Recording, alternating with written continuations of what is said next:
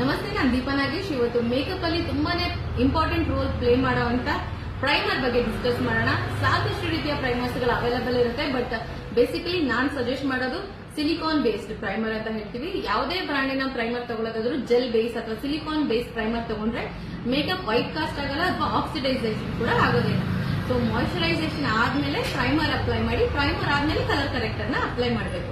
Evening ಗೆ ನೀವೇನಾದ್ರೂ ನೋಡ್ತಿದ್ದೀರಾ ಅಥವಾ ತುಂಬಾ ಹೆವಿ ಪ್ರೈಮರ್ ನೆಸೆಸರಿ ಇಲ್ಲ, ಟೀನೇಜರ್ಸ್ ಗಳೆಲ್ಲ ತುಂಬಾ ಈಸಿಯಾಗಿ ಪ್ರೈಮರ್ ನ ಯೂಸ್ ಮಾಡೋದು ನೆಸೆಸರಿ ಇಲ್ಲ, ಅವರು ನೋಡಿ ತುಂಬಾ ಈಸಿಯಾಗಿ ಬ್ಲೆಂಡ್ ಆಗುವಂತ ವೈಟ್ ಬೇಸ್ ಅಥವಾ ರಿಯಲ್ ಮೇಕಪ್ ಬೇಸ್ ಅಂತ ಸಿಗುತ್ತೆ. ನಾನು ಇವಾಗ ತೋರಿಸ್ತಾ ಇರೋದು ಸ್ವಿಸ್ ಬ್ಯೂಟಿ ಬ್ರ್ಯಾಂಡ್. ಇದನ್ನ ನಾವು ಅಬ್ಸಲ್ಯೂಟ್ ಡ್ಯೂಪ್ ಆಫ್ ಮ್ಯಾಕ್ ಅದು ಸ್ಟ್ರಾ ಕ್ರೀಮ್ ಅಂತಾನೆ ಹೇಳ್ಬೋದು. ಇದನ್ನ ನಿಮ್ಗೆ ಅಪ್ಲೈ ಮಾಡಿ ಕೂಡ ತೋರಿಸ್ತೀನಿ. ಸೀರಿಯಸ್ ಜಸ್ಟ್ ಒನ್ ಪಂಪ್ ಸಾಕು, ತುಂಬಾನೇ ನೀಟಾಗಿ ಬ್ಲೆಂಡ್ ಆಗುತ್ತೆ. ಲೈಟ್ ಟಿಂಟೆಡ್ ಕಲರ್ ಇರುತ್ತೆ ಅಂಡ್ ತುಂಬಾ ಅದು ಸ್ಟ್ರಾ ಕ್ರೀಮ್ ಹೇಗಿರುತ್ತೋ ಅದೇ ತರನೇ ಇದು ವರ್ಕ್ ಆಗುತ್ತೆ. So all over the face ಹಚ್ಚುವಂತ ನೆಸೆಸರಿ ಇಲ್ಲ, just on the high points of the face ಗೆ ಇದನ್ನ ಅಪ್ಲೈ ಮಾಡ್ಕೊಂಡ್ರೆ ಸಾಕು. ಡೇ ಮೇಕಪ್ ಗೆ ಮ್ಯಾಟ್ ಲುಕ್ ನ ಪ್ರಿಫರ್ ಮಾಡೋದಾದ್ರೆ ಈವ್ನಿಂಗ್ ಮೇಕಪ್ ಗೆ ಇದನ್ನ ಯೂಸ್ ಮಾಡಬಹುದು. ಇನ್ಫ್ಯಾಕ್ಟ್ ಇದನ್ನ ಬ್ರೈಡಲ್ ಮೇಕಪ್ ಅಲ್ಲಿ ಕೂಡ ನೀವು ಯೂಸ್ ಮಾಡ್ಕೊಳ್ತಾ ಬರ್ಬೋದು.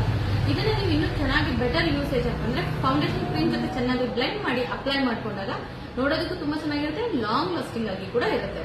ಬಟ್ ಒನ್ ಮಿಸ್ಟೇಕ್ ಮಾಡಬೇಡಿ, ಕಂಪ್ಲೀಟ್ ಫೌಂಡೇಶನ್ ಅಪ್ಲೈ ಮಾಡಿ ಆಮೇಲೆ ನೀವೇನಾದ್ರೂ ಇದನ್ನ ಅಪ್ಲೈ